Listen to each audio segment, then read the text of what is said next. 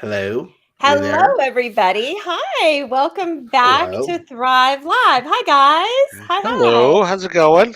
Excellent. How are you today? We've already had a meeting this morning, so we already kind of got our catch up out of the way a little bit. We did. We started bright and early.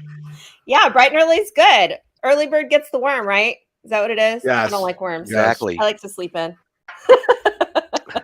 Yeah, you and me both. So today we're talking about quiet Don't do it. promoting. Literally three Quiet. I'm quiet so things. quiet. Quiet hiring, quiet quitting, and now quiet promoting. Quiet promoting. Promoting. Yeah. How Yeah. so And then okay. on top of that, I think I was quiet fired, early in my career. So Is that Can you be, like being quietly broken up with? Is that like the yeah, good that's like right. term? quietly Yeah. divorced? Can you do Quietly Yeah, that too? divorced. Yeah, exactly. Yeah. Quiet breakup. Yeah. yeah, yeah. Text. Quiet fired. So tell me about your quiet firing situation, Ray. Yeah, with all this quiet, things going on, I was thinking as I was making coffee this morning, you know, I think I was quite fired early in my career. I was working at a retail store, at the mall, and I was getting 20 hours a week, totally happy. Had a bit of a run-in with the store manager, who was not the nicest guy in the world, and all of a sudden my hours schedule came out and I was like at 5 hours for the and And then they were five the hours. hours that he was not in the store. Is that what it Yeah, was? yeah, exactly. So I'm like, Yeah, they were well, hours the store wasn't open. yeah, Yeah, exactly. Yeah, yeah. I was scheduled after 9 o'clock. I'm like at PM. Like, well, yeah, we're closed. So yeah, so I figured, that was a good warning, indication for me that I maybe need to look for another part-time job. yeah, So yeah. I was Time's up. quite fired. Quiet fired. Oh my gosh. So, quiet promoting. I was also thinking about this subject this morning as I was getting my chai tea. And I was thinking about how I feel like at home with the responsibilities of a working parent that I kind of am quiet promoted all the time. Like, Uh-huh. hey mom, can you do this? Hey, here's that, they'll leave a thing for me to pick up or to, just drop me a random email that they need. I don't know, cash for something on Friday. Who has cash anymore? Like Exactly. I'm always quiet promoted in my own household without my consent and definitely without compensation. Yeah. Yeah. Yeah, and that's the key to private, to quiet promoting is Yeah. you're sitting there in a department of five, all of a sudden the department gets two layoffs happen, so now it's a Mhm. department of three, and guess who gets the additional work? The survivors. Yeah. So now you've increased your responsibility. You're working more hours. You're being asked to do things that were kind of outside of your job description, Mhm. pay grade. Oh, and by the way, you're doing all this, and guess what? Your pay has not gone up Yeah. or Your pay's title. not gone up, your hours have increased, Yeah, and you no longer have time to get home to the other things in your life. Yeah. exactly. Well, So, but but so I'll add, yeah, but I will add in somewhat differently. Yesterday we did our audio call because we're now doing audio calls, just to have people be able to dial in and talk about a variety of topics, and they're fun. So if you get a chance to do an audio call with us on Tuesdays, that would be great. But one of the things that we talked about in our audio call yesterday was the fact that there's this new term buzzing about where people are talking about hustle, the toxic hustle work culture, meaning they don't want to work hard anymore. That working hard is toxic.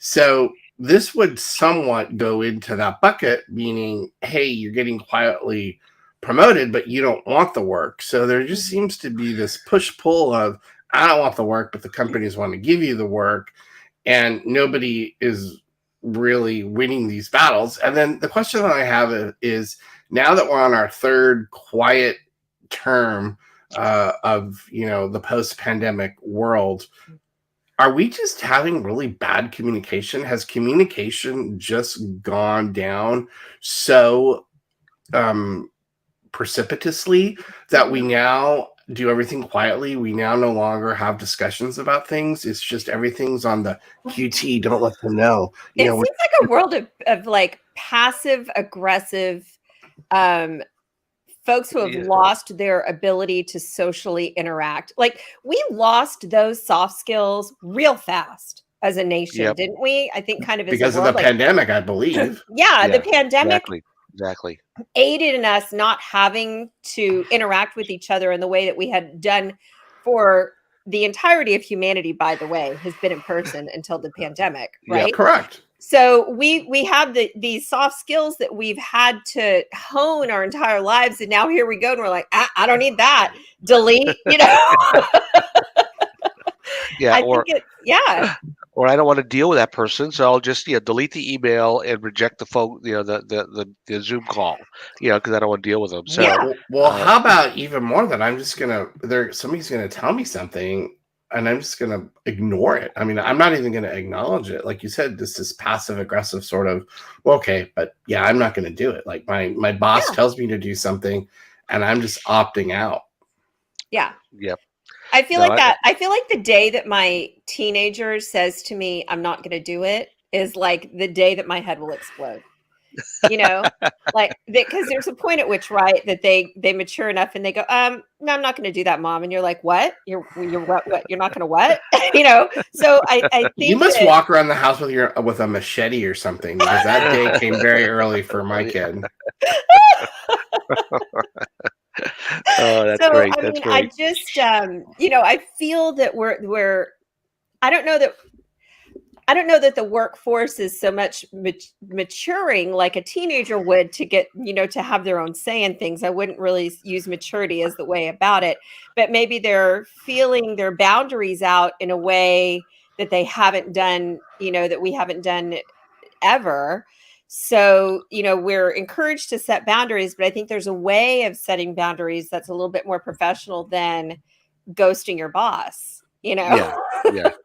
No, it is. And I think it's really interesting, with all of these, articles are coming out and, and at the end of the day, I think, what Jason said and yourself, Beth, is correct. I mean, it's all about communication. If your department is having a tough time getting the work done and you need people to take on more responsibility, you got to talk to them about it.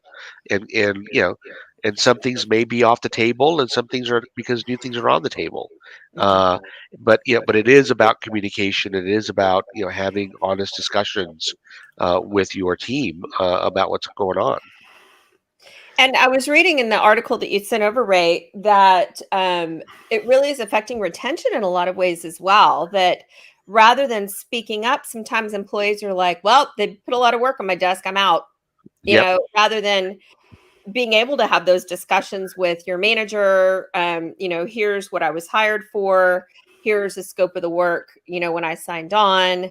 I'm happy to help in these other areas, but we need to have, some discussions about compensation or at least a time limit on how long it's going to be that I will have this additional work. Yep, exactly. Andy Grove, who was, famous CEO of Intel, used to say there was this thing that he wanted all of his employees to have, which was healthy paranoia. And what he meant by that was you had a little bit of paranoia about, were you still going to have your job? Were you, what was your review going to be like? How was the business going to be? So there was sort of paranoia in your day-to-day work life that fueled you to go and do more than perhaps you would have if you weren't really nervous about anything.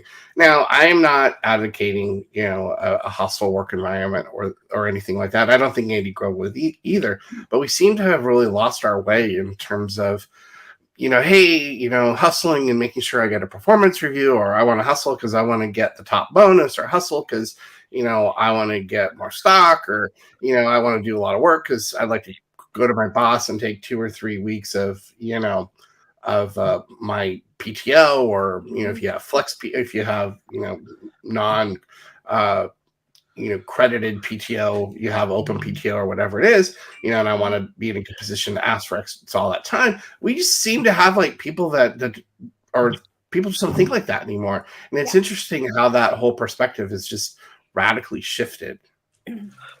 Yeah, and I think a lot of it, comes down to, a good work ethic, which is tough right now in a lot of industries. Number one, and the other part of it is just showing up and doing your job, and doing it well.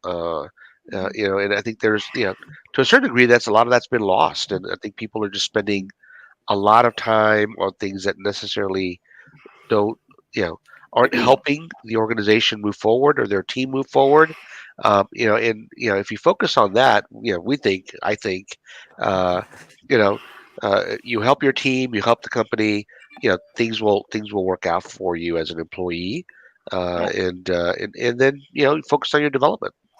Well, I Isn't mean, it like isn't it like the whole analogy about when your kid just completely complains about doing the homework all the time? Like they spend 2 hours complaining that they have to do 30 minutes worth of homework. Yeah, Yeah. exactly. And so we're like, wait, if you had just done the homework rather than whinge for the last 2 hours, it would have been over. So aren't we spending a lot more time like labeling these things and fighting getting more work and fighting all of these things than just maybe doing the work and see what happens? I don't know if that's a poor analogy or not, but go ahead, Beth. no, I get what you're saying. I was thinking, in the long run, the work needs to get done, right? In order for the doors of the company to stay open, everybody has to do a part and play a role to get the cogs made and distributed to the customers, right? So, as an employee wanting to keep my job, I would want to do my part to keep the doors open, right? But as a manager, I think it's important for retention purposes to really recognize kind of who your workhorses are and whether you're overworking them or not, giving them. And a lot of times it doesn't even have to be financial compensation to make people feel their worth. Even for someone to just go, I've really recognized that you've stepped up and you've filled a gap that was needed to be filled. I really appreciate you. That goes a long way in life, to just get a thank you or an acknowledgement sometimes, which doesn't happen often, especially when we're Yeah, all on that treadmill where we've yeah, got to go and yeah, get things done. And my emails are yeah, flying in. And, yeah. we've got to stop as managers, I think, and recognize, those people that really are making the difference and making your job easier. Because as a manager, if your department falls to pieces, you're going to end up having to do all the work, right? Exactly. That's exactly. One of our customers has a great employee engagement. Mhm. Their employees, when I've talked to them about why they work there, and again, this is a logistics transportation company, Mhm. and the comments they make about their manager is, you know, I will do whatever I can to make sure that Bill is successful Yeah. because Bill treats me well, and and Right. and I've seen it when the employees come in the morning. Bill greets them at the door and thanks them for coming in and wants to see Yeah. how you doing, how's your family doing, Yeah. and thanks for making it on time. You Little know, things like that go such yeah, a long way. it's not Such a pay. long It, way. it it's all about that interaction and that commitment to your team. Did Mhm. either of you see the Andor series, the Star Wars series about Andor Caspian? Well, so Andor Caspian, he was in Rogue One. So, but he ends up in the Star Wars series, what's on Disney Plus. He ends up getting abducted and put into a work prison by the Empire. So they have to all make this one big cog that goes into the Empire's TIE fighters, and so they have these big areas where they all have to work as a team to put these pieces together. And so every day there's a competition. So the team that wins doing the most work gets like a few extra squirts of this disgusting paste that they have that's food. So you get a few Uh-huh. extra squirts of paste and a few extra squirts of water. The team that loses gets electrocuted at the end of the day. Like it doesn't kill them, but it's like an electrocution that's like enough to like really just like ruin you for Like a taser. They get like tased. yeah, they get Don't tased tase me, bro. really Yeah. Yeah, violently, and then they get no food or water. yeah, So every day there's a competition. So it's like we're not at that point. I mean, it's probably not as bad getting a little extra work as it is, making, TIE fighter parts for the Empire, right? I mean, we're not advocating shocking employees. I'm not advocating. No, I'm not advocating that. I'm no. just drawing parallels. That's all I'm doing. Parallels. On your way out, here's a little something for you. At the end of the day. Now they did all escape. They did all escape. They did ferment. Oh, spoiler, Jason. Sorry. Oh, spoiler alert! Spoiler alert! That's great. But no, you're exactly right. I mean, we really, we've got to get people talking. We've got to get managers, doing a better job of communicating. And that's the only way the organizations are going to be successful. And it's always about communication. Communication is key. That's one thing we have learned. That's one thing we've definitely learned living at home with our families and working from home, right? Communication is key. I don't know how big everybody's house is, but mine isn't big enough to like escape a family member for a long period of time. So we've had to learn how to communicate and work together at home. Let's pull that back into the workforce as we continue. So true. So true. Yeah. And look, I mean, I've been a little jocular about this because we have to have fun too, but I am serious. Virtually every problem that I've ever seen in an organization is around communication. And if you're not sitting with your employees and having a real honest conversation about what's going on with the organization, what's going on with your team, what's going on with them, even what's going on with you as a manager, to me, you are missing opportunities and you're not managing well. And as we've been saying, I think we've just really lost that ability to communicate well. And we need to figure out how we get back to that, because that's what really, makes organizations and families and friendships and everything else flourish. And we're not going to do that if we just can't, communicate effectively with each other and in positive ways that impact each other, powerfully and to help move us, up and empower each other. Mm-hmm. Yep. Absolutely. It's so true. And it's really interesting. Even the most mature organizations that have been around for a while have these issues, we're doing a performance review calibration session for one of our clients today. Mm-hmm. And when we look at all of their 50 performance reviews, the areas that are the biggest concern, and again, this is a very highly developed organization in the financial sector, the biggest issues are communication and time management, which, when you think about it, are pretty basic issues that can be quickly solved, sure. But again, it comes down to doing a good job in that space, and managers have to do that. Well, you say those are basic issues, but I would say those are backbones. Yeah. They're the kind of the foundation to being a productive member of an organization, no matter what the organization or what type of business or personal relationship it is. Those are really fundamental. Exactly. Basic, I think. We talked to Charlie Miller last week of Org Vitals, and Org Vitals, who we're partnered with, has a great tool that really allows you to look at the health of the organization. It really allows you to drill down into a specific manager set or a specific group set and see where there's good communication and where there's poor communication, and really understand what needs to be improved. So I think that more tools like that, where you're doing rapid real-time assessments and understanding, where is your organization in terms of engagement and in terms of hearing and understanding what's going on in the organization, are really important. So I love the Org Vitals tool. And I think that if you're struggling with this concept, if you're struggling with, everybody in your company is either quiet quitting or quiet hiring or, quiet nose blowing or whatever we're calling.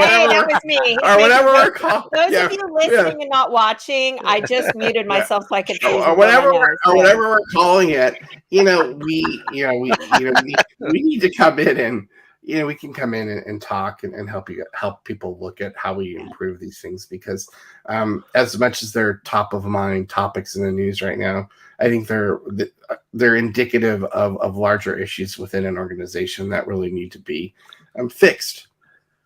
Yeah, and it's important sometimes to bring in a third party who isn't involved in all of the typical goings on, doesn't know, doesn't have personal feelings for, the team members, things like that, so that they can come in and do really an assessment that's a bit more honest and straightforward as far as what your company may need going forward. Exactly. That's exactly it. I mean, organizations really do need, kind of independent individuals to come in and look at, their operation, look at, the obvious signs that we pick up that they've missed, and as ways to, improve their productivity. And right now it's even more important because, the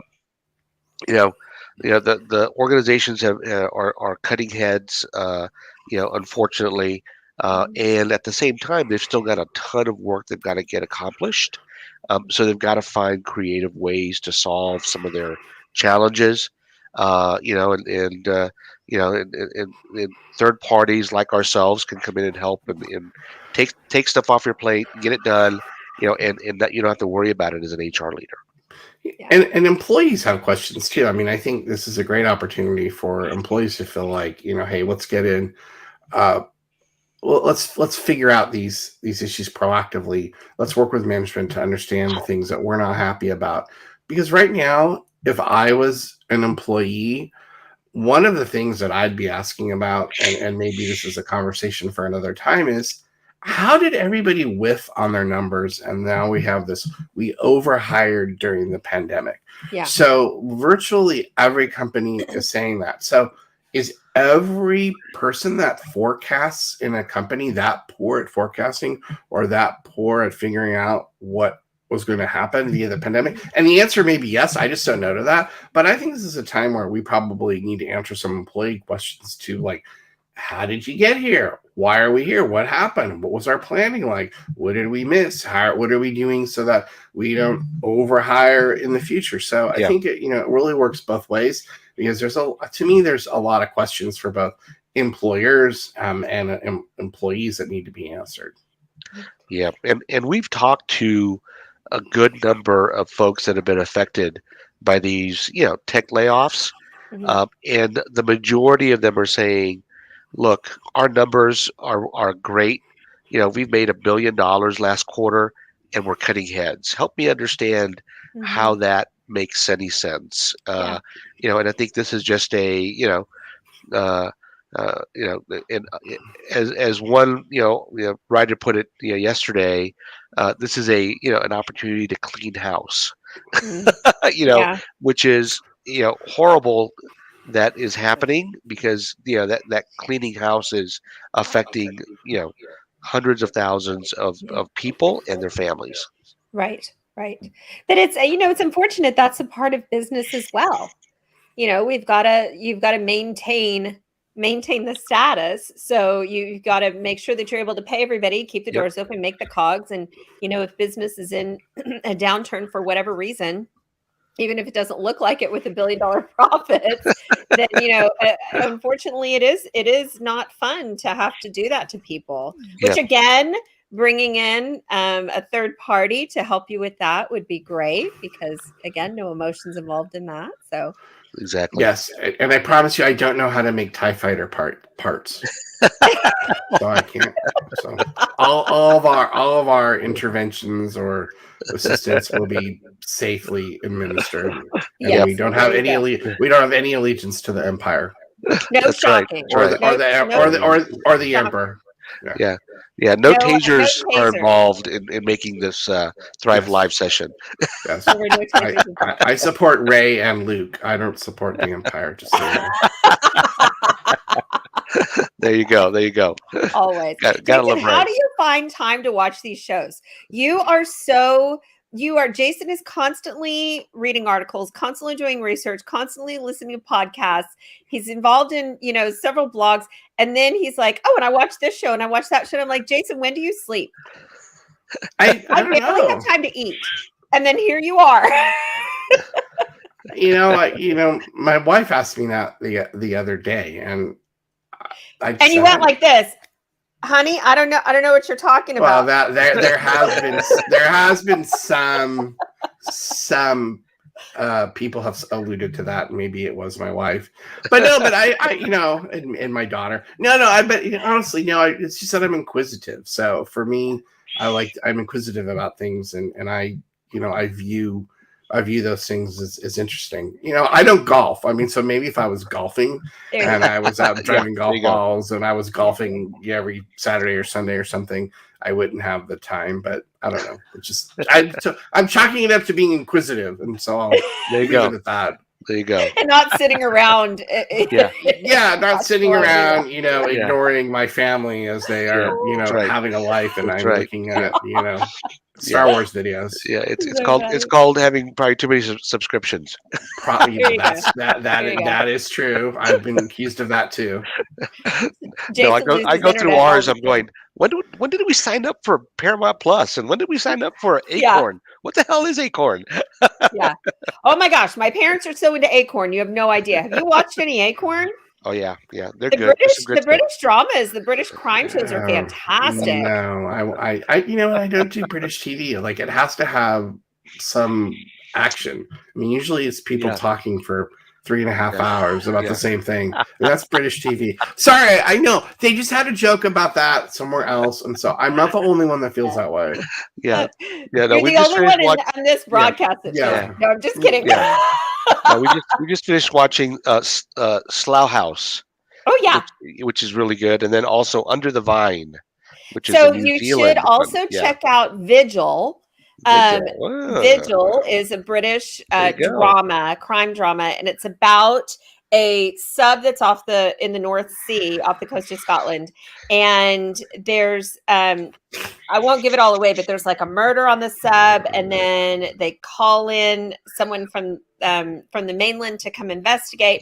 But then there's like a Russian submarine involved. There's like some drug deals going on. It's very good. It's very good. But if you're claustrophobic in any way, there are some scenes that are going to really throw you into a turmoil. I briefly watched that show yesterday that's about the car company. I don't know if you've seen it. Oh, yes. I watched it with my daughter last night. But not all of it. But I watched it. I like it. Yeah, I remember. American Auto. Yeah, and they were trying to find a replacement for Kevin Costner, who no longer wanted to be their spokesman. And so the guy said, "Oh, well, we'll hire this British actor." And remember they said, "Oh my God, British actor! Like, why would we do that? Like, we're American. We watch American TV." So see, it's the same. But you have to understand, my husband's from Scotland, and we used to live in Scotland, so I have an affinity for British TV. There you go. And sometimes I'll catch him watching like Graham Norton. Not catch him watching Graham Norton. Not that there's something bad with it, but he watches Graham Norton. If you've never seen, it's like he's like the Johnny Carson of the UK. He's funny. Yeah, he is funny. He's even funnier because they're all like boozing it up during the show. That's funny. That's like the old Dave. That's like the old Dave Allen shows. Remember when he would sit there on the chair and he'd drink and smoke cigarettes and tell jokes and was totally drunk. It's funny. To me, that's fun. Yeah. Yeah, Graham Norton's another fantastic one, Ray, if you've never seen it. So, all right, we digress. We're gonna quietly close down the show. Go back to work and let everyone get back at it. So thanks everybody, and we'll talk later. We'll come up with another quiet something or other for the next. That's right, for the next show. Yeah. And if you're interested in joining the Tuesday audio call, Jason, how do they get on that call? Yeah, it's pretty straightforward. Unfortunately, you can't host an audio call from a business, so you can host them from your LinkedIn account. So just go to my LinkedIn account, and you'll see the posting information for the audio calls. And we're doing those 5:00 Central Time, so 3:00 East Coast and 6:00. Oh, sorry, 3:00 West Coast and 6:00 East Coast. So we try to make it a pretty convenient time. Very good. All right. Yep. Thank you guys again. Thanks, Ray. Thanks, Jason. And we'll see you next week. All right. Talk later. See you later. Great. All right, Thanks, bye. Beth. Bye. Bye-bye. Thanks again for joining us. Please remember to search Thrive HR Consulting on social media and wherever you listen to podcasts. Subscribe, follow, and share to make that connection. To get an invite to our Slack channel, just comment or drop us an email at thrive@thrivehrconsulting.com. See you next time.